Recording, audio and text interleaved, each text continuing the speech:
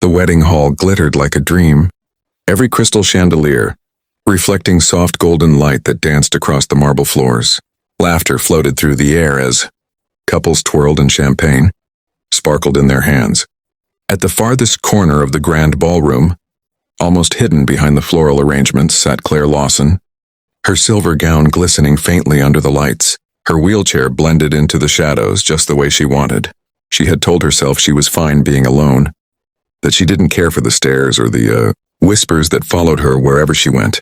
But as the music swelled and guests embraced, the loneliness pressed down like a quiet ache in her chest. The woman who once commanded boardrooms and silenced billionaires with a single glance now sat silently, her smile practiced, her heart heavy. Every so often, a well-meaning guest approached with small talk, kind, polite, and distant, and every time, Claire responded with the same cool grace that made her legendary in the corporate world. But behind her poise was exhaustion, the kind that no amount of success could mask. Across the room, she noticed a man struggling with a restless little girl in a frilly pink dress. His tie was loose, his suit slightly wrinkled, and yet there was something so unpretentious about him, so warm, that she found herself watching longer than she should. He knelt to tie the girl's shoe, smiling with genuine patience, the kind of smile that reached his eyes. When he looked up, their gazes met. He didn't glance away awkwardly or tilt his head with pity. He just smiled, small and sincere, as if greeting an old friend across a crowded room. Claire blinked, startled, her fingers tightening on the edge of her chair. For the first time that evening, her heart gave a soft, unexpected flutter. She didn't know who he was, only that there was something grounding about him in a room full of pretension. She looked away quickly, pretending to check her phone, but her pulse had quickened in a way that annoyed her. Moments later, the man began walking toward her, the little girl holding his hand and bouncing beside him. She tried to compose herself, assuming he was simply passing by, but then he stopped right in front of her. "Hi," he said, voice calm but warm. "Mind if we sit here for a bit? My daughter says the corner looks the most comfortable." The girl grinned, missing a front tooth. "Hi, I'm Lily." "You look like a princess." Claire's carefully built walls cracked a little. She laughed softly, unable to help herself. "Well, thank you, Lily, and what about your dad?" Lily looked up at him and whispered loud enough for both to hear. "He's shy." The man blushed and extended his hand. "Ethan," he said simply. She hesitated, then shook it, his palm calloused but gentle. "Claire." They talked. Ethan wasn't sure what possessed him to approach her that night. Maybe it was Lily's gentle nudge, or maybe it was the way the woman in the wheelchair seemed both untouchable and heartbreakingly lonely at once. Whatever it was, something about her drew him in, something beyond her striking beauty or the quiet sadness in her eyes. As he sat beside her, he felt strangely at ease, as though he were supposed to be there. Claire, on the other hand, was caught off guard by how natural his presence felt. She had grown used to men either avoiding eye contact or speaking to her with exaggerated gentleness, as though her wheelchair made her fragile. But Ethan didn't talk down to her, didn't fill the silence with pity. Instead, he treated her like a person, simple, direct, and kind. Lily sat happily on her father's knee, munching on a stolen cupcake, humming to herself. "So," Ethan said with a crooked grin, "are you here for the bride or the buffet?" Claire arched an eyebrow, amused. "The bride. She's my best friend." "And you?" "The buffet," he admitted, earning a laugh from both her and Lily. It felt easy, this back and forth, like slipping into a conversation they'd been having forever. They talked about simple things: Lily's love for dinosaurs, Claire's obsession with coffee, Ethan's endless list of household mishaps as a single dad. Each story peeled away another layer of distance between them, revealing laughter where silence had been. For years, Claire had been surrounded by people who admired her power but never saw her. Tonight, one man and his little girl had done what no one else had, made her feel human again. As the night went on, guests danced to slow songs, the air filled with soft light and murmured joy. Claire watched the couples, an ache curling in her chest. Ethan noticed her gaze and leaned closer. "Do you ever dance?" he asked casually. She hesitated. "Not in the way most people do." He nodded thoughtfully, his expression unreadable. Then Lily tugged his sleeve. "Daddy, can I dance with the princess?" Claire blinked, startled. "Princess?" she asked, smiling awkwardly. Lily giggled. You look like one, please. Ethan started to protest, but Claire raised a hand. It's all right, she said softly, and the little girl climbed down. Lily twirled beside her wheelchair, her laughter filling the air as Claire spun her wheels gently to match her rhythm. For the first time in years, she was part of the music instead of watching from afar. When the song ended, Lily hugged her without hesitation. You're my favorite dancer, she whispered. Something inside Claire broke and healed at once.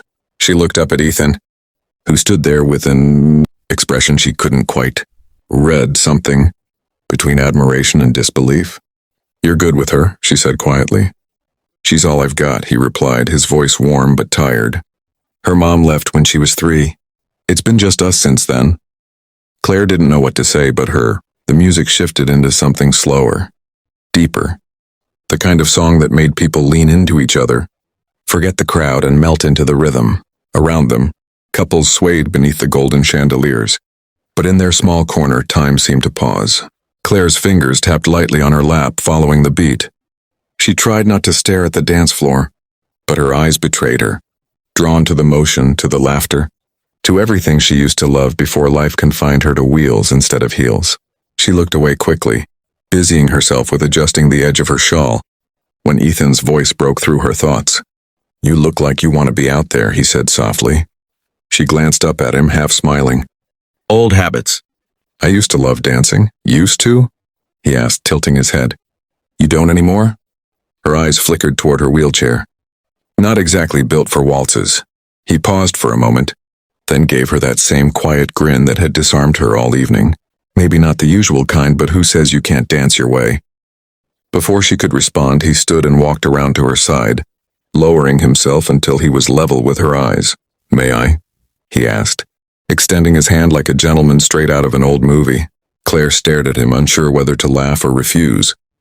You're serious? Completely, he said. I promise not to step on your toes. She chuckled despite herself. That's the one advantage of dancing. With me, you can't. Then, I already win, he said, and his grin widened. Her laughter came freely, now warm and genuine. She hesitated only a moment longer before placing her hand in his. He began to move gently, guiding her wheelchair in slow, graceful circles that matched the music's rhythm. It wasn't perfect or practiced. His steps were awkward. The wheels squeaked slightly, but somehow it was beautiful. The crowd noticed, but for once the stares didn't sting. They weren't looks of pity, but of quiet awe. The woman who had sat alone all night was dancing again. The room blurred around her, the world narrowing to the man who moved beside her, his eyes never leaving hers. You're good at this, she said softly. You make it easy, he replied, his voice low, steady. The warmth between them grew, gentle but unmistakable. For years, Claire had mastered control, her emotions, her company, her reputation. Yet right now she felt wonderfully out of control, and it didn't scare her. It made her feel alive. As the song ended, applause rippled through the next morning. Sunlight streamed softly through the windows of Ethan's small but cozy kitchen.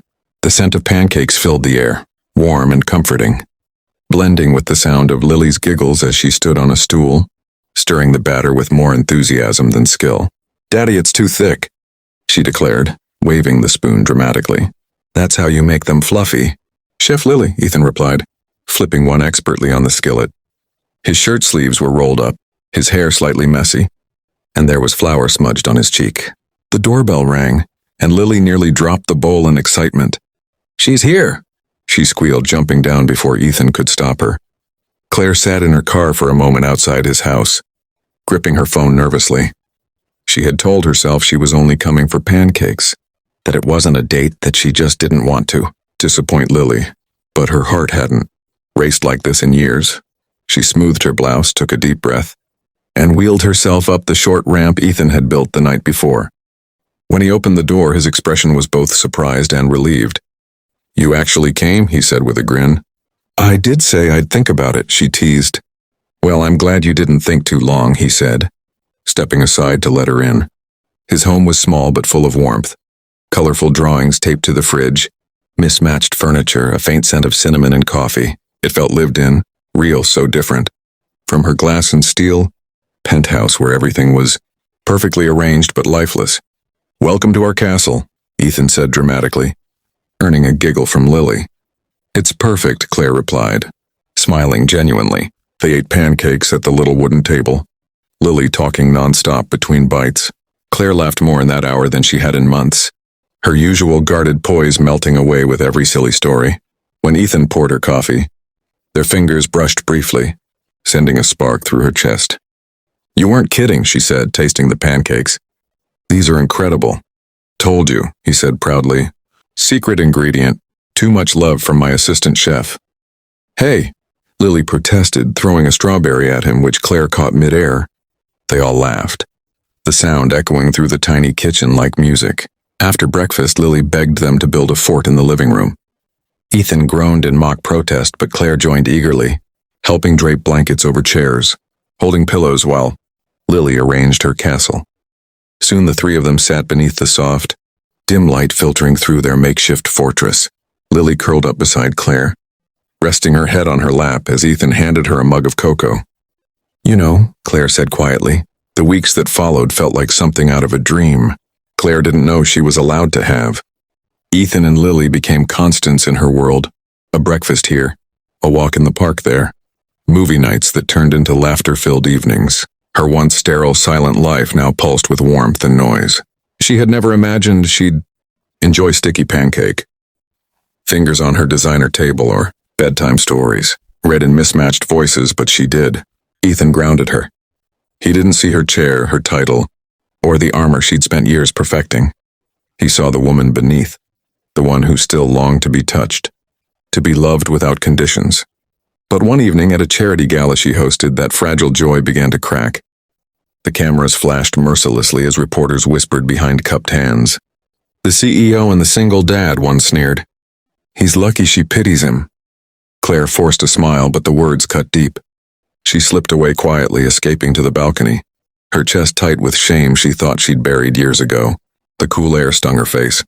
She hated that the old fears had returned, the fear of being judged, of being seen as less.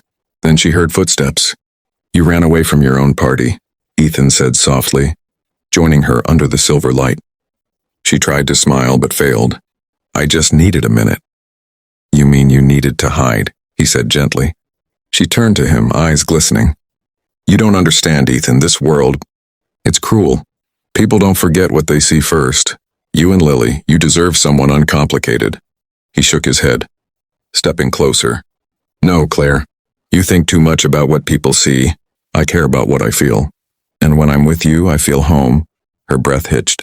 Ethan, you made me believe in second chances, he said, lowering himself to one knee, the same way he had at the wedding.